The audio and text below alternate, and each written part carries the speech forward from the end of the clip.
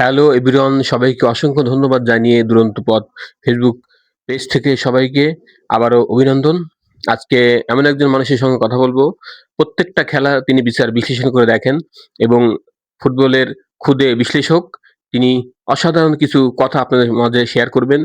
আজকে আমাদের স্টুডিওতে উপস্থিত আছেন সাইম ইবনে রহিম। আপনি ভালো আছেন? হ্যাঁ, আলহামদুলিল্লাহ। আপনি? আলহামদুলিল্লাহ, আমিও খুব ভালো আছি। আমরা জানি যে বিশ্বকাপের উদ্বোধনী ম্যাচ কিন্তু অলরেডি আমরা দেখে ফেলেছি। হ্যাঁ, আপনি জানেন যে উদ্বোধনী ম্যাচে কিন্তু মেক্সিকো আর সাউথ আফ্রিকার সাথে একটা দুর্দান্ত খেলা অনুষ্ঠিত হয়েছিল। হ্যাঁ। সেই খেলায় কিন্তু ২-০ তে মেক্সিকো জয়লাভ করেছিল। এটিকে আপনি কিভাবে দেখেন? ভালোভাবেই দেখি মেক্সিকো হয়তো অনেকদিন পর জিতছে। কিন্তু আমার কাছে ধারণা হইলো সাউথ আফ্রিকা অনেক ভালো খেলতেছিল অনেক আগে। কিন্তু উদ্বোধনী ম্যাচে ওর কি হয়েছে জানি না ২-০ গোলে হেরছে। তারপরের ম্যাচ যেটা হলো যে সাউথ কোরিয়ার চেকাজিয়ার। এই ম্যাচ কিন্তু সাউথ কোরিয়া জিতছে ২-১ গোলে। এই ম্যাচটা অসাধারণ ছিল। ২ টাই সেম টিম। আশা করি এই গ্রুপ থেকে সাউথ কোরিয়া আর মেক্সিকো উঠার চান্স বেশি। আর যদি এটা মেক্সিকো না উঠে তাহলে উঠবে চেকাজিয়া। কিন্তু সাউথ আফ্রিকা উঠার এখন দেখি চান্স নাই। কারণ ২ টাই ভালো টিম। আমরা জানি যে সাউথ আফ্রিকাকে কিন্তু আপনি এগিয়ে রেখেছিলেন।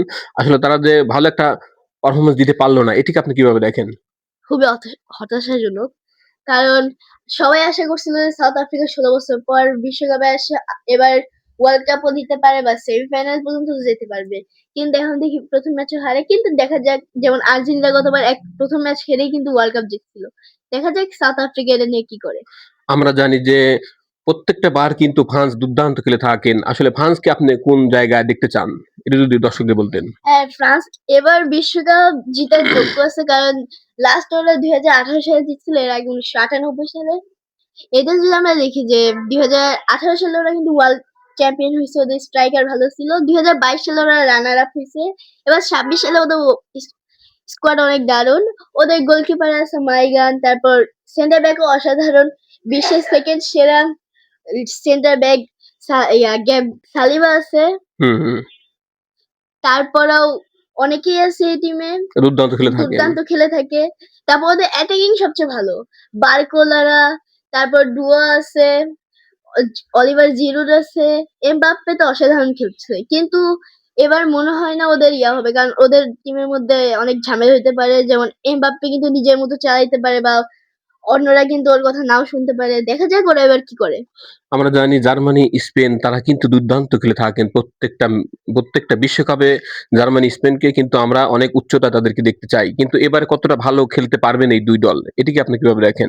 স্পেন লাস্ট জিতছিল ২০১০ সালে। এরপর কিন্তু ওদের কোনো অত আকাশ ছোঁয়া কোনো পারফরম্যান্স ছিল না। ২০২৪ সালে কিন্তু ছিল ইউরো। এবার আশা করি ওদের টিম অনেক ভালো আছে। নিকো উইলিয়ামস আর ইয়ামাল ইয়াতে আছে, ফ্রমে আছে। তারপর ওদের গোলকিপার জন হুম, গার্সিয়া হুম। ভালোতে আছে। দেখা যাক এবার কতদূর যেতে পারে। আমরা জানি যে আর্জেন্টিনার টিম কিন্তু গতবারের বিশ্বকাপ চ্যাম্পিয়ন। তারা কিন্তু দুর্দান্তভাবে ১ম ম্যাচ হেরে কিন্তু ঘুরে দাঁড়ালেন এবং প্রত্যেকটা ম্যাচ জয়লাভ করে তারা কিন্তু বিশ্বকাপ জিতলেন। আর এবারে কতটা সম্ভাবনা দেখতে পারছেন তাদের ভিতরে? এটি দর্শকদের সাথে শেয়ার করতেন। আমি ভালোভাবে চোখে দেখছি, কিন্তু ২০০০ ২০০৬ এর পর থেকে যে কোলাপসটা আমি গতবার বলছিলাম যে একের যারা একবার চ্যাম্পিয়ন হয় তারা কিন্তু এর পরের বছর ওয়ার্ল্ড কাপ জিতে না। এই কোলাপস যদি আবার হয় তাহলে এবার আর কোনো চান্স নেই ওদের জিতার। তবে দেখা যাক কতদূর যেতে পারে। যেহেতু লিওনেল মেসিদের এখন খেলবে। Last world cup.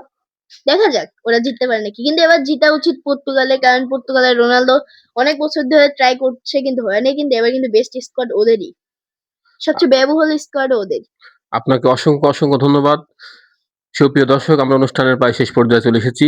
আপনারা প্রত্যেকটা বল বিচার বিশ্লেষণ খেলাটি দেখবেন এবং কিভাবে খেললে আসলে প্রত্যেকটা বলকে আসলে গোলে পরিণত করা যায় সেইভাবে খেলাটি দেখবেন। চলুন আপাতত আপনাদেরকে নিয়ে যাই আমাদের পরবর্তী অনুষ্ঠানে।